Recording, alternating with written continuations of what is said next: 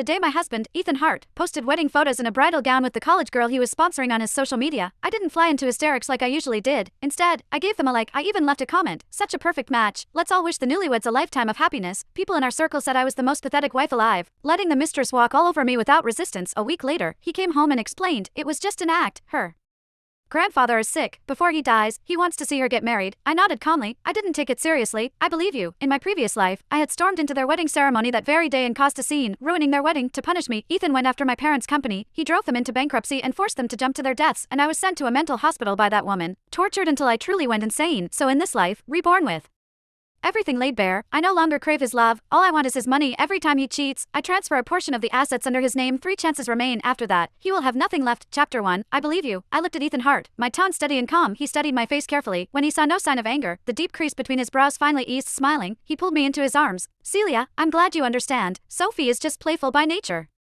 And with her grandfather gravely ill, I really had no choice. I leaned obediently against his chest, but inside, I sneered. In my previous life, it was precisely because I couldn't accept his so-called no choice that I rushed out and made a scene to vent his anger on Sophie's behalf. He ruthlessly crushed my parents' company, forcing them into bankruptcy and driving them to jump to their deaths. I was dragged into a psychiatric hospital by him, forced to take medication, subjected to electric shocks, and beaten by the orderlies. Sophie Collins would occasionally come to see me, nestling in Ethan's arms and mocking me for being like a dog. In the end, I died on a bitterly cold winter night. That was why, from the very first day I was reborn, I began secretly planning to transfer the assets under his name. This time, I no longer believed in a man's love. I believed only in the money I could hold in my own hands. Ethan kept talking to himself. By the way, today is our 3rd wedding anniversary. I'll make it up to you properly, I promise. No one will disturb us tonight. He raised 3 fingers solemnly, swearing an oath. I nodded and replied sweetly, all right, whatever you say. Seeing how agreeable I was, Ethan's mood lifted immediately. Over the next few hours, he busied himself with preparations. From the balcony, I heard him on the phone, his voice deliberately lowered. The best table in the restaurant, yes, the one with a full view of the city lights. Is the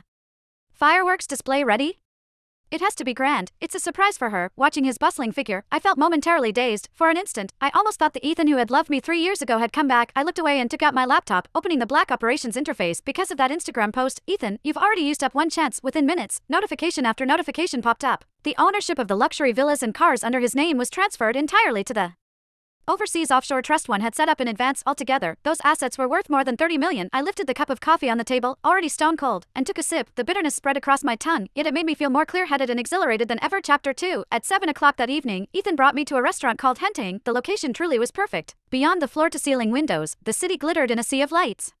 Ethan pulled out a chair for me like a gentleman and said with a smile, Celia, have something to eat first. There's a big surprise waiting for you later. I cut a small piece of steak and had just put it in my mouth when his phone rang. It was his exclusive ringtone. His expression shifted slightly, and he answered at once. On the other end came Sophie's tearful voice. Ethan, Grandpa suddenly got